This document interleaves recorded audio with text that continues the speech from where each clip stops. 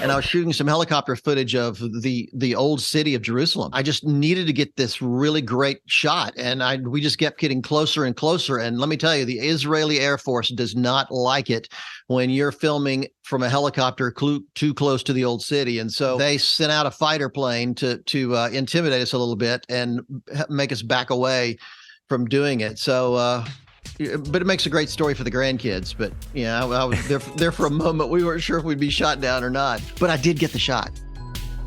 Welcome back, guys. This is a brand new episode in season 2 of ArtVance. Today on the show, we have an international guest, a media producer, writer, speaker, coach, someone who's helping leaders navigate their career and calling in today's distracted media-driven culture. Now, there's a very provoking statement. Phil Cooke, who has a Ph.D., is co-founder and CEO of Cooke Media Group in Los Angeles. Phil has produced media programming in nearly 70 countries and created many of the most influential, inspirational TV programs in history, with a client list that includes Hollywood studios, major non-profit organizations, and many of the most respected churches and ministries in the world. His latest book is Ideas on a Deadline: How to Be Creative When the Clock is Ticking. He's also being called one of the most innovative communicators of our generation. Find out more at philcooke.com.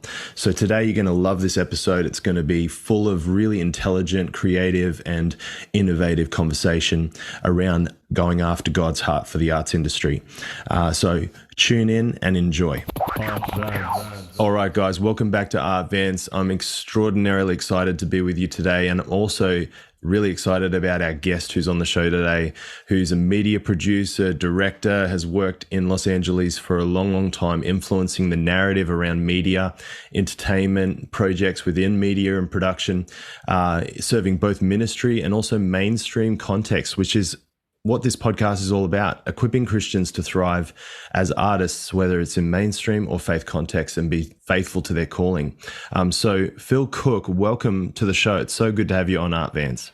Thank you, Elliot. I'm thrilled to be here. This will be quite fun. I love the whole concept of your podcast, and I love the audience, so I'm in. Well, as I said before, I'm a real fan of your podcast too, so this is a real honor for me. Great. We'll have fun. So, Phil, could you maybe give us a little bit of a background on you? Because I follow your podcast, I know a little bit, and there's probably listeners to our podcast that know who you are as well. But let's start with, you grew up as a preacher's kid. Could you kind of launch us from there? No, I did. I grew up in a preacher's kid in Charlotte, North Carolina, in the South in the U.S. And, I worked behind the scenes. My earliest memory is working behind the scenes. I mowed the grass. It was a 100-year-old church when we were there, and when I was a kid. And so I mowed the grass in the church cemetery. I probably filled thousands and thousands of communion cups. The community thought we had a brilliant set of bells in the steeple, but it was really me every day at 6 o'clock climbing up a ladder into the steeple and playing a 33 RPM album of church bells through a big loudspeaker we had set up there. And so, I've seen the good, the bad, the ugly from behind the scenes at church my whole life. And maybe that's part of the reason we do the work we do today. It's so funny. I remember as a kid, so often pastors, this is back in the 50s and 60s here in the U.S., and very often during that time, pastors would do crazy stuff to try to encourage people to come to church. And I remember, one pastor said he would shave his head if enough kids came to Sunday school on a particular Sunday. And another pastor sat in the steeple for, a week trying to encourage people to come to church. And I remember as a little kid, people at school saying, Phil, why in the world does Pastor so-and-so do such stupid things? And it's funny, I realized early on that perception, he was sincere. He was trying to do his best, trying to come up with ideas to get people to come to church. But I think that perception cost him more than any benefit. So I learned early on that how you present your message is just as important as the message you present. And so I've always been involved in trying to help the church share the gospel, share the message of the gospel more effectively, particularly in this media-driven culture we live in. So it's been a passion of mine my whole life. That's so good. And that kind of feeds into a little bit of my understanding around, where God takes us from our root system, and he always uses our root system to launch us into another unknown place. but he's always equipped us from those roots. And yeah, I love that story. It would make a great film one day.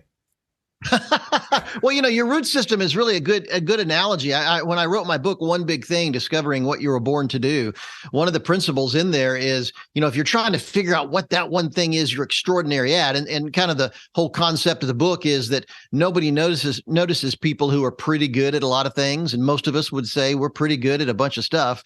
The people that get noticed, the people that get on the radar, that break through, are people that are extraordinary at one big thing. And I always encourage people, that one big thing may be something you've never really thought about, but other people notice. I directed sports television when I was in my 20s for a while, and I would have professional athletes tell me, the truth is I was always the fastest kid on the block, or I could catch the ball that nobody else could catch. And so early on, and I often remember back in here in the U.S., we'd have our homecoming football game where, the homecoming queen was announced and there was a big party celebrating it, and we'd have a big dance. And very often you'd be on the committee planning that, and you'd sit around a table and one person would say, well, Bob, you're really creative. Why don't you host it?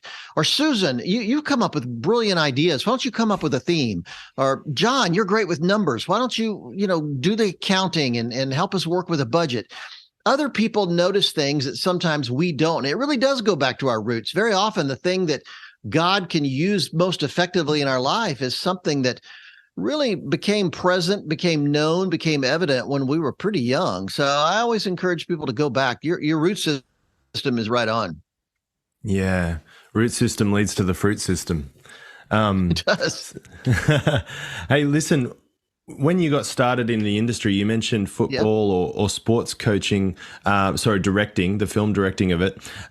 What else got you started in that area? So you said you were serving in the church grounds and mowing lawns and digging graves, was it? Well, I was mowing the grass in the cemetery. Although once I did dig one grave, I was mowing the grass, and this was like I said, it was a 100-year-old church. And back in those days, people were buried in wooden coffins. And there were 2 or 3 times when I was mowing the grass and I'd take the lawnmower over a grave, and that rotten wooden coffin would collapse under the weight, and I'd suddenly fall 3 or 4 feet into the grave. And, I was 10 years old, 12 years old. You see stuff that you probably shouldn't see down there. And my dad would panic. I mean, he would say, man, you got to cover it up. You got to fill it in. And, we can't let the family see this. And so I was 10 years old. So I'd get concrete blocks, and I'd get, aluminum chairs and, old pieces of wood, 2x4s. I'd get all kind of stuff and bags of grass and fill in the grave, and then put a nice layer of dirt over the top. And I always was pretty proud of myself until I realized later that when the rapture happens, that person's never getting out of there. There's just too much on top of them. But it was part of growing up in a church environment. But, early on, I started making movies, even in junior high and high school. My dad had a Super 8 movie camera. That's how old I am. And back in those days, a Super 8 movie camera had about 3 minutes of film. And I had a group of buddies, and we'd make all kind of little stupid movies. We would make army movies and mafia movies and space movies, just all kind of little 3-minute little sketches. And never crossed my mind that it's something you could do for a living. Never in a million years. And when it was time to go to college, I thought, maybe I'll find some buddies in college that would want to do this. And I took my dad's camera, took 3 or 4 of my little films.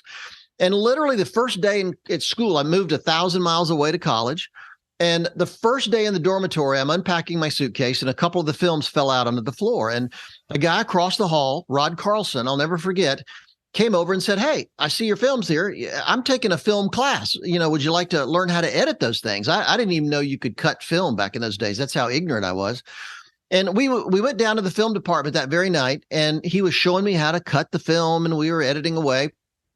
And 3 or 4 hours in, the professor was there, and he'd been in the back working on a project. And as he left, he walked over and introduced himself and said, I've been watching your little film out of the corner of my eye. And he said, I've got students that have been taking film class for 2 or 3 years, and they still don't do this well. He said, would you mind if I showed your little film in my class tomorrow? And I said, well, sure, if I can sit on the back row and just watch. And so the next day I did. And I was a music major at the time because, as a preacher's kid, playing the piano was a requirement for the job. And I didn't know what else to do. So I was a music major. But I went to his film class the next day, and I sat on the back row. They showed my little film, and trust me, it was nothing to scream about. But after it was over, they discussed it. They started a conversation. They talked about my film. And this idea hit me. I think it's the most crystal clear moment of revelation I've ever had before or since, that if I could do something with a camera that makes people talk like this is what I'm supposed to do with my life. And I literally changed my major that afternoon, enrolled in the film, television, media program, and I've never looked back.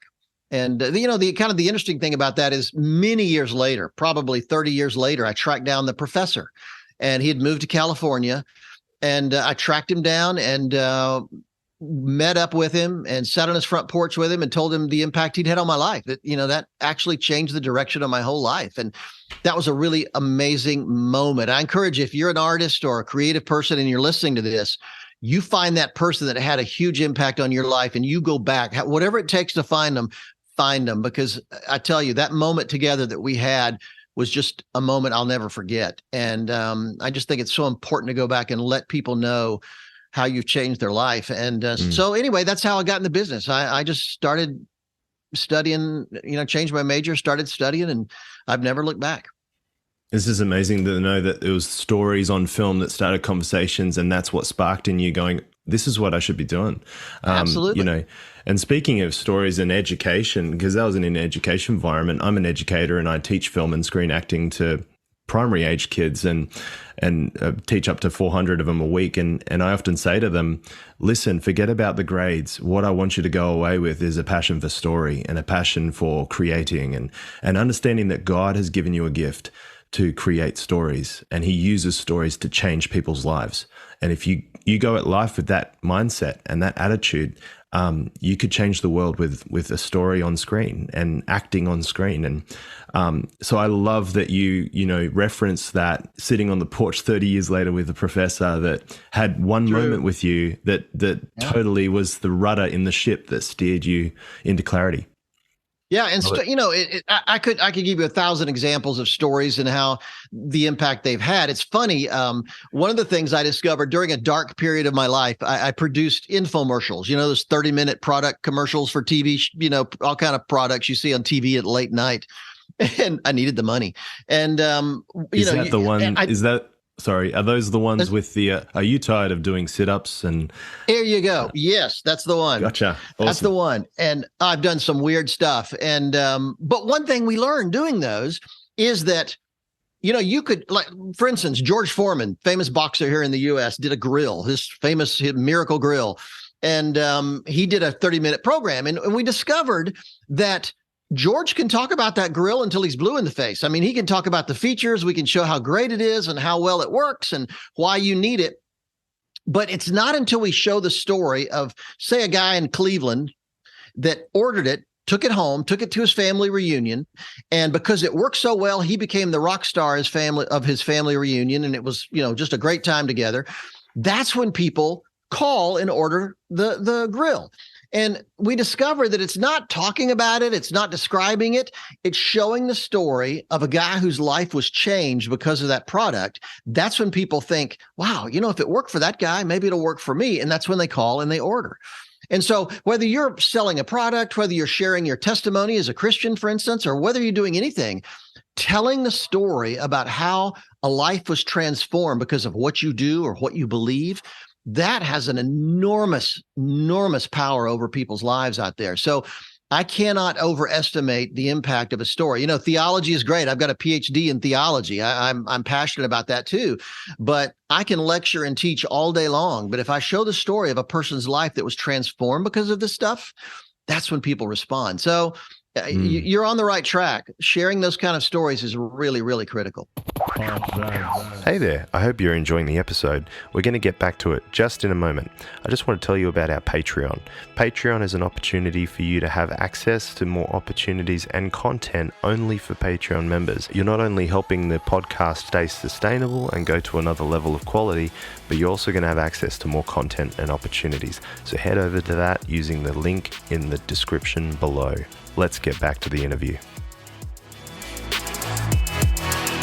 Speaking of one of I think you were second unit director on this movie. My dad and I would watch this a few times together when I was growing up, which kind of gave me a passion for kingdom storytelling and filmmaking. Yep. The Omega Code. Man, that you've dug right? some ugly stuff out of my past. Yeah, I was. That was a film that. I mean, it's nothing. Nothing I put on my resume, but it was a. That was back in the '80s when the end times was such a rage, and they, a TV ministry here in the U.S. wanted to make this feature film. And at the last minute, they called me in because they'd lost some confidence in the crew. And they said, would you direct the second unit? For people that aren't familiar with filmmaking, the second unit is usually shooting the action scenes. They're blowing up stuff. And so I said, yeah, I'm in. So I was out in the desert in Israel, blowing up all kind of stuff and having, shooting car wrecks and things like that. And I think they hoped I'd be able to oversee kind of the whole project, but I wasn't able to because I was out shooting all this fun stuff out in the desert. But yeah, it was an interesting time, I learned a lot through the experience. That's great. So all the non-studio production, it was all the location, action, yeah. and that's fun. I remember shooting some aerial footage. This is back before drones. I was shooting some helicopter footage. I've done a lot of that in my career, and I was shooting some helicopter footage of the old city of Jerusalem, and I just needed to get this really great shot, and we just kept getting closer and closer. And let me tell you, the Israeli Air Force does not like it when you're filming from a helicopter too close to the old city, and so they actually. They sent out a fighter plane to intimidate us a little bit and make us back away from doing it. So, but it makes a great story for the grandkids. But I was there for a moment. We weren't sure if we'd be shot down or not. But I did get the shot, and that's what's important. You got the shot. That's a wrap. Oh yeah, going down in flames. No. Yeah, we got the shot. What a great story. Now, I've loved your discussion on your book for creatives, which, being a creative, and I also work in media consultation as well, having a deadline has become an ever increasingly, large value of mine. I kind of describe my relationship with time in the past kind of like a hard taskmaster, and I'm the slave. When it comes to getting things done. And, kind of when I started hearing you talk about this on your podcast and you talk about the book, I started thinking, this is a God heals marriages. God heals relationships between fathers and sons, mothers and daughters. And he also heals relationship between us and time. And, that's kind of a relationship that's being healed for me at the moment in regards to how I perceive time. And your discussion on the book has been really exciting. Can you share a little bit what inspired you about that book? That would be amazing. Well, I wrote it because I've spent my whole career under a clock. I do broadcast television, and I've done Super Bowl commercials here in the U.S., the big football game. And I discovered that they're not going to move the date of the Super Bowl because I can't come up with a good enough idea for a commercial. And so early on, from the earliest moment of my career, I've had to live under deadlines. And so I meet creative people all the time who are quite brilliant, but they literally crumble when they face a deadline and fall apart and can't deliver. And so I wanted to share some of the techniques that I've used over the years. I just think limitations are really actually an asset. If you talk to a lot of high-level creative people, whether it's in Hollywood, whether it's in Madison Avenue advertising here in the U.S., just the higher the level you go, the more they embrace deadlines. In fact, I've gotten to where in my career, I won't even engage with a project. I don't even start a project until I see the deadline looming in the distance. And a lot of particularly creative, super creative copywriters for advertising will tell you, until the guy's screaming in the hallway that he needs my script right now, that's when I start working.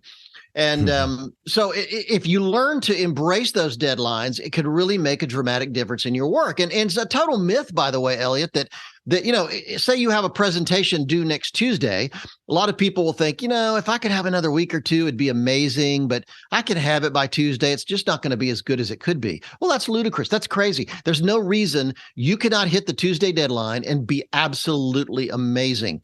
But there's some techniques you have to think about. There's some things that I go into detail in the book about, that if you can start activating those things in your creative life, it can make a dramatic difference. So the bottom line is we don't have to suffer under this idea that, okay, the deadline is going to hurt us. The deadline is going to be a killer. That's a myth. It's a total myth. I just really believe that we can be as creative as we want, even when we have an impending deadline, even when that deadline is really, really tight.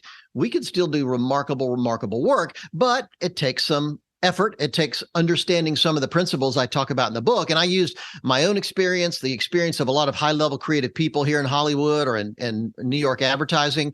Also, there's some interesting research out there about dreams and things like that can really activate creativity in your life. So I'm passionate about it. And I discovered there's plenty of books on creativity out there, but when I looked, I really couldn't find much at all on how to be creative under a deadline, how to be creative when the clock is ticking. So was really the spark that caused me to write the book.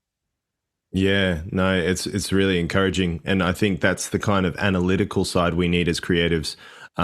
Because sometimes we can be highly creative and very focused on, the emotion of that. And that, while that's beautiful, often it's fruitless if we don't set a deadline. And so having Absolutely. that in place, it ensures we get our harvest.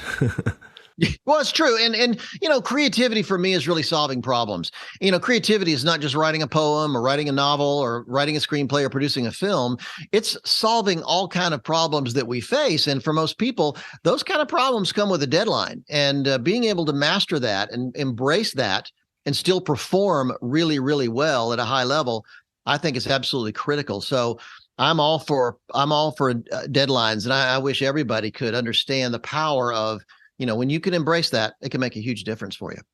And you'll actually start enjoying it. You'll actually, for me, I was afraid of setting timers on things because I thought I have this fear of failure that if I don't get this job done in 30 minutes, which I've set that, 10 emails in 30 minutes or whatever, got this fear of failure. Oh no, I only got 8 done. That didn't work. But it's actually the opposite. Once you start setting those timers, and I have 2 desks in my space. I have my film editing desk, then I've got my writing desk and my podcasting desk. And I kind of move from desk to desk to diversify those jobs a little bit. But setting timers for those things has been extremely liberating. Healing the relationship with time. And everybody can react differently. Some people have a word target that, if you're a writer, I know Stephen King, I think he has 1,300 words he wants to nail every single morning. And he doesn't celebrate his birthday. He doesn't celebrate Christmas. He has to hit that target every morning before he begins his day. And so that was, in fact, it's really one of the big things I discovered in researching the book is that the most creative people the last couple of 100 years were virtual slaves to routine. And I've discovered that it's something you have to do every day. It's if you're going to be creative and you're going to be professional about it, you need to exercise that muscle and you need to block the time, go in there, show up. I have what I call in the book, the holy trinity of creativity, which is schedule the time, find the place, and show up. And, scheduling the time is important because some of us are morning people, some are afternoon people, some are late night rock star people. And I learned early on in my career that from 6 a.m. to noon, I can write like a wild man. That's when my creativity is at its most intense. And so I try to block that as much as possible for my scripts, my books, anything intense I have to do. And then where really does matter. I can't be distracted. I can't have open windows. Probably a bank vault would be the best place for me to be creative. I can't be at, a coffee shop. It's funny. There's some research that indicates for some people, for a small group of people, the dull roar of coffee shop conversation is very inspiring and stimulating. So good for them. It doesn't work for me. And then finally show up. You've got to be there every day. There's a famous quote that the art of creativity is the art of connecting the seat of your pants to the seat of a chair. You actually have to show up and do the work. So little things like that can make a dramatic difference when you start adding them all up and really, implementing them in your life. Guys, I really hope you're enjoying season 2 of ArtVance. I've had so much enjoyment creating it. Can I ask you a favor to go over to Apple Podcasts and write a 5-star review for us? It will help us reach more people. As well, could you make sure you subscribe to the YouTube channel, Elliot Bonza, as well as subscribe to the podcast on Apple? I really appreciate it. Often in the Christian world, I talk about how, the religious mindset says, no, you need to blend in, you need to be hidden, you need to just be humble and be, serve. And whilst that's true, Jesus has called us to be salt and light. And one of the things I love to encourage people on this podcast about is, God doesn't call all of his people and put them inside a a lamp shop. A good friend of mine has a podcast as well and talks about God doesn't set lamps up in a lamp shop. He sends lights out into the dark places and just to be light. And I agree. This whole thing of Christian artists versus artists who work brilliantly at what they do, and as they do it, they represent Christ. I'd love you to speak into it a little bit around that, because that's a mindset shift for a lot of people, especially if you come from evangelistic context. You can think, no, my mission is to, quote scriptures to people, tell them about Jesus, and basically they're focused on quantity of message instead of quality of message. And they're not always focused on the art form. They're not always focused on how about I just be brilliant at what I do, and represent Jesus through being brilliant at what I do, and let God do what he wants to do through that. Could you say some things about that? Yeah, I think we're all called to do different things in different ways. My dad was a pastor, as we talked about, and to my knowledge, my dad never read a novel in his life. He had about a 6,000 volume library, brilliant theologian, World War II historian. He was a brilliant guy, was reading all the time. I think part of my passion for reading came from watching my dad, but I don't think he ever read a novel in his entire life. I never saw it. And he was one of those guys that's going to share the gospel in a very straight way, right from the Bible. However, I also find it interesting that God chose to introduce himself to us in the very first verse of the Bible as a creator. Let me tell you, there are plenty of attributes of God. He could have described himself in many, many ways, but he chose in the very first verse of the Bible to describe himself as a creator. And we're made in his image. And I think we're called to a much higher bar than we think when it comes to creativity. And so there's no question in my mind. I mean, you go back to the earliest days of the Old Testament, whether they were building the tabernacle in the desert, they called in the artist, and they had a very specific task for those artists to do. Whether it was building Solomon's temple, they called in the artist. So throughout the history of the Christian faith, artists have played such an incredibly important role, and it's different. It's complementary from, the theologian, the pastor, the leader in other ways.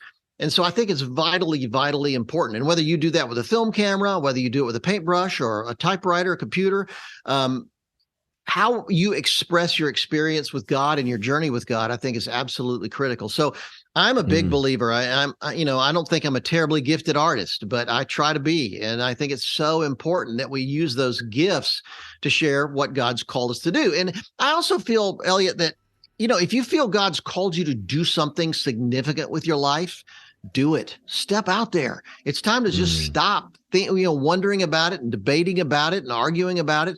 Just get out there and do it. I think, I'll tell you, I don't know of a better time in history to be an artist. Certainly funding and financing is a challenge, but the truth is we have tools at our disposal. We have a culture that's predisposed to creativity. So I just think this is a brilliant time to step up and be the creative artist God has really called you to be. So I'm in your camp. I'm 100% for that. Yeah. No, it's good. Fantastic. Now let's just quickly talk about, we probably launch off that, the highest calling. People, I've been in ministry and in business, and now I'm across ministry, business, and education.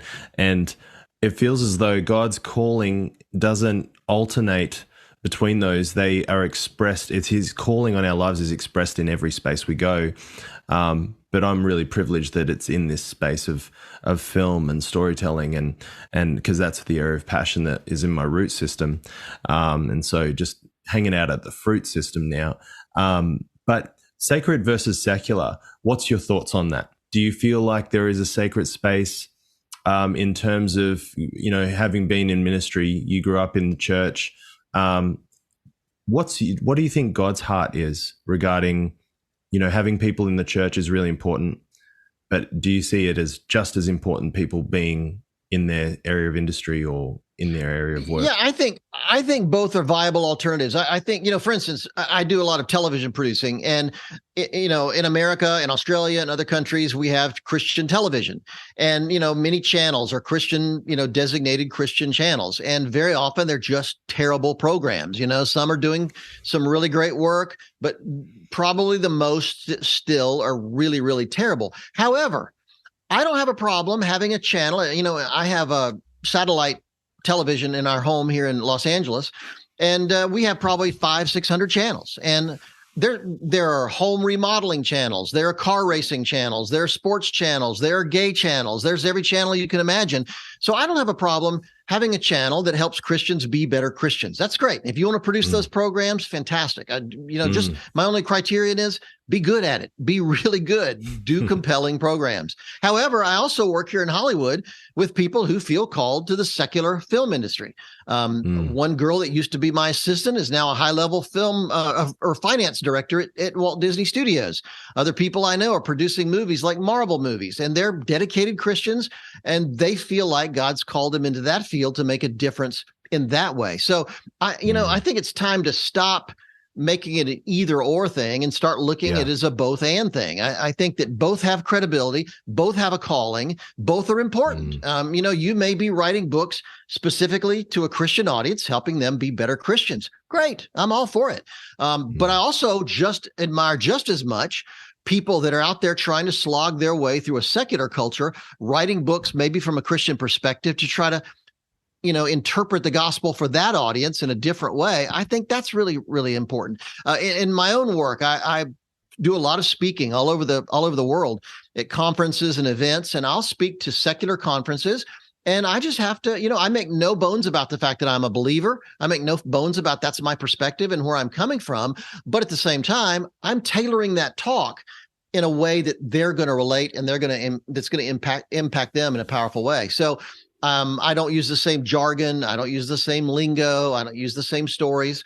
So we just have to be, I think it's all about a respect for the audience. It's who you're trying to reach. Start there. I often tell people when I produce programs or write books, I start backwards. I start with figuring out who the audience is I want to reach, and then start backpedaling from there to figure out what the kind of book I need to write for that audience is and how I need to do it. So I think both are valid. I'm thrilled when people want to produce a podcast or a television program or a film or whatever specifically for a Christian audience. And I'm just as thrilled when they want to do it for a secular audience and go to film festivals and things like that. So I'm on board. And, there are occasional crossover movies and books that it will appeal to both sides of the fence. And that's probably the best thing of all. But, if you can do that, it's fantastic. So I encourage everybody to go out and do your thing. However, whatever direction you feel like God's called you. Did that make sense at all? Or am I a raving lunatic? No, that's really good. I suppose my question bouncing off that is, do you have any stories where you've gone to maybe a Christian based audience production and you've seen that the way they're presenting the message isn't being effective, or has just been, traditionally normal, and you've introduced a new wineskin, or you've said, hey, I think we need to tell this story in a different way? Do you have a story to share with us around that? Oh, about 100. I'll give you one major ministry. One of the largest, this is a number of years ago here in the U.S., one of the largest ministries in the country at the time came to us and wanted us to do a 1-hour television special that they would air on a global basis all over the world. And I had never done a project for them before. Let me say I'd done a few little smaller things, but I'd never produced, an entire special for them. And they basically came to us and said, we want to do something that people who would never in a million years watch one of our normal programs would watch. And so we took them at their word, and we opened it with a guy committing suicide in his car, and we just went off from there. And it was wild. And it was like this ministry, a cross between this ministry organization and MTV and a couple other things. And when we finished the project, as we were getting close to finishing, we were showing them some rough cuts, and the ministry hated it. I mean, they hated it. Twice they sent ministry executives to our editing room here in California to yell at us. And when we finally finished the program, the guy who was number 2 at the ministry he screened it and said, you know what? This is not what this ministry is about. As long as I'm alive, this program will never air. And this is back in the days when we did screeners on, 1/2-inch VHS tape. And he finished watching the program, called me, said, it's never going to air. This is terrible. And left it on his coffee table. And one of his guys told me that later that night, his wife came in, didn't know what it was, popped it in the VCR, watched the program. And they said with tears in her eyes, she told her husband, look, I don't know what this is, but people need to see this program. And they reneged and they decided, okay, we'll bury it, we'll show it, but we'll put it between a couple of other programs and maybe nobody will notice. And they aired the program and it generated 1 million calls for salvation. And this is back pre-internet. This was, 1 million phone calls of people calling in all over the world. And it was broadcast in countries where airing Christian programming is illegal. And it still generated 1 million people calling the ministry for salvation. So that taught me early on that just because the ministry, the sponsor, the funding organization, whoever it happens to be, maybe it's uncomfortable for them, maybe they don't like it, maybe they're not, used to that kind of thing. I'll tell you, creativity breaks rules, but it also crosses boundaries. And I was just so amazed that the response to that program, that they just fought us and fought us and fought us. So it's not a testimony to how brilliant I am or how creative I am. It's really a testimony to how God can use something like that and use a fresh, new approach to make an impact where what they've been doing all along is just not working anymore. And that's a real picture of when God brings a new wineskin and you get offended, maybe after you feel offended, you go, oh, well, is this the breakthrough I've been praying for? And should I adjust my thinking and humble myself and say, okay, God, I'm going to just trust you with it and see what the fruit is. I love that story because you were telling a story on screen with quite an intense content, but it spoke right to the heart of humanity, and which is how Jesus challenged the hearts of humans when he was speaking to them. He used stories and parables, and I love that today's media. And let me say, I don't want to hog this, but let me say that for personal, creative people listening to this, it's true of ourselves. A number of years ago, I looked around at my work and I realized, I'm looking at the videos we're doing, the documentaries we're doing, the television programs we're doing. And I just thought, they look kind of dated. They don't look as current as they should. And I really had to come to Jesus moment with myself. And I started surrounding myself with younger people, more creative people. I started exploring new options and new ways to do things, new ways to tell the stories. And it completely changed the way we produce programming on our team here. And it was interesting that right after that, our stock went up. We started getting more requests from people.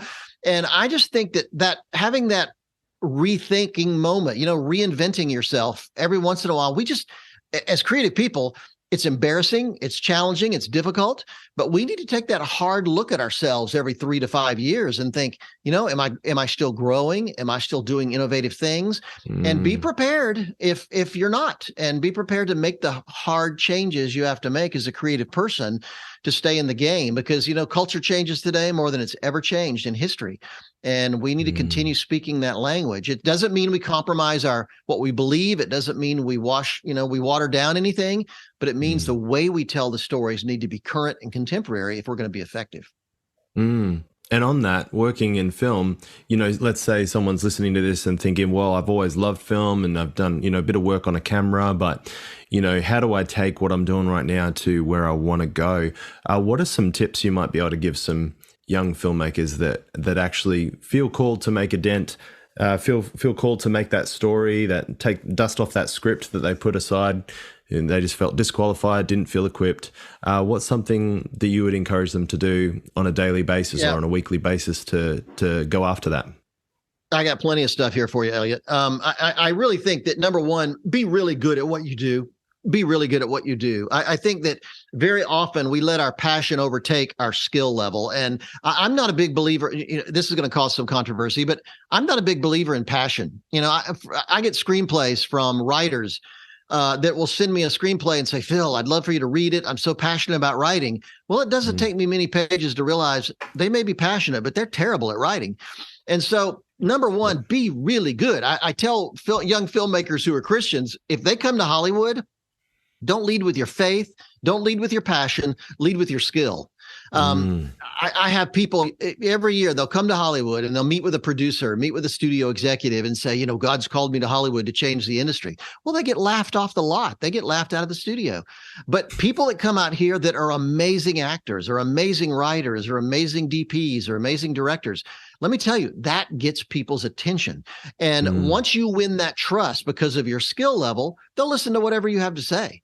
So that your skill level will open the door more than anything. And I'll tell you, Hollywood, and it's the same whether you're in Australia, whether you're in the same in Europe, wherever you're at the peak of the industry, you're going to compete against some really, really talented people. And so I just think that I've got a plaque on my desk with a quote from Leonardo da Vinci that says, I'm still learning. And boy, I tell you, if Leonardo da Vinci could think like that, I can think like that. And I always want to be growing and learning new things, no matter how old I get, no matter how, what level of talent I have. And so I think always improving your skill level is really, really important.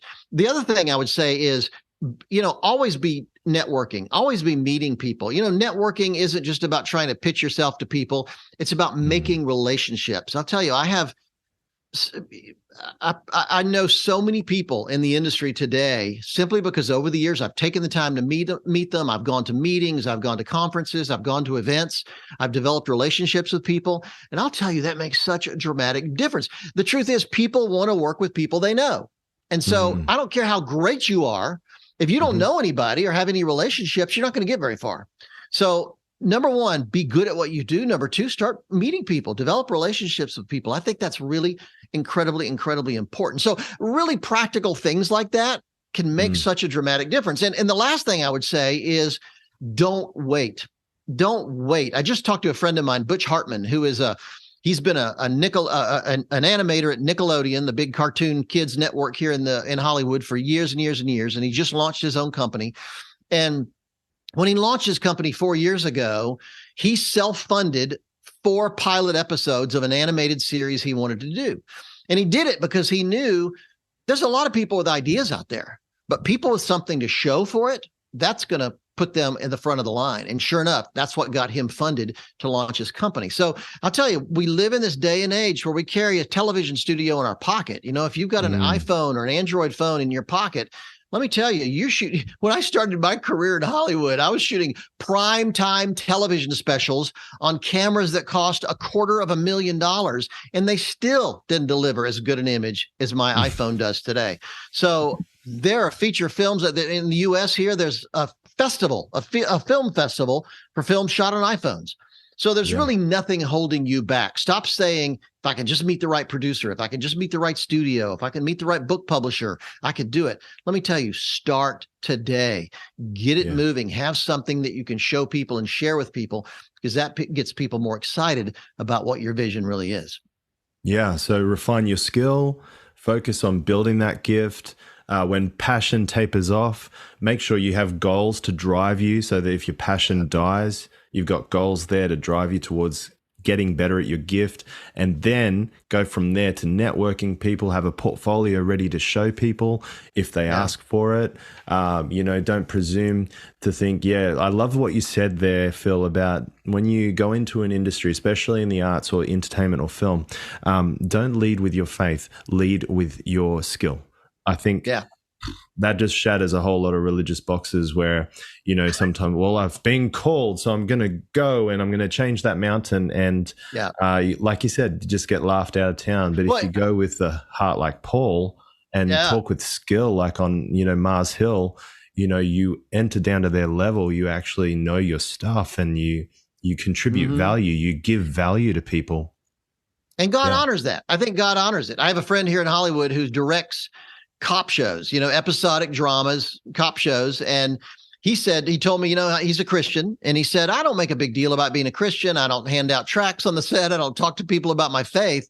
But he said, I have about 60 people that work on the crew for me every day. And he said, it's just interesting that every time somebody on my crew is going through a divorce, going through a struggle of some kind, maybe dealing with a kid who's on drugs or alcohol, he said they always find their way to me. Of all the people on the crew, somehow they find their way to me. And I think that's the way God honors us living that life with authenticity and in reality. He'll bring people to us. So I don't think we have to knock ourselves out being a witness if we just live the life God's truly called us to live. Come on. And be present. Have that and be present. Presence ministering more than your words. Love it. Well, Phil, as we wrap up, would you be able to pray for our audience to number one, gain clarity? I think, everything you've been saying, Phil, has just shouted clarity around, be clear on your calling, know where you're called to, know clear on your audience. Who are the people you're called to love? Who are the people you're called to serve? Be clear on your skill. Are you really as good as you think you are? If not, work on it and think, is there longevity attached to this? Or should I be returning to my roots? I'd love you to pray for us. That would be amazing. Sure. And it's interesting you say that, by the way, about clarity. I've got in my new book, Ideas on a Deadline, I have a whole chapter on clarity. And you're exactly right. Early in my career, I would not get clear on things, and I would deliver brilliant solutions to problems my client didn't really have. And so, because I wasn't paying attention. And so getting clarity on your career, your calling, your purpose, those kind of things are so incredibly, incredibly important. So let's pray. Father, I just thank you for anyone listening who feels called to share your story with the world through their artistic gifts, whether it's writing or art or music, filmmaking, whatever it may be. I just thank you that people are out there who feel called to tell that story. And I just pray you encourage them, inspire them, give them the energy to go do that, open doors for them. And I pray that you would help us really create a new generation of creative people in the Christian world that would go out there and impact this culture in an entirely new and different way. I just think that this is the moment, God. This is the moment for us to tell your story in a way that's never been told before. And there's someone out there, there are many people out there that are ready to do that. And I just pray you'd inspire them, give them that gift, give them that motivation, and help them go out and change the world. In Jesus' name.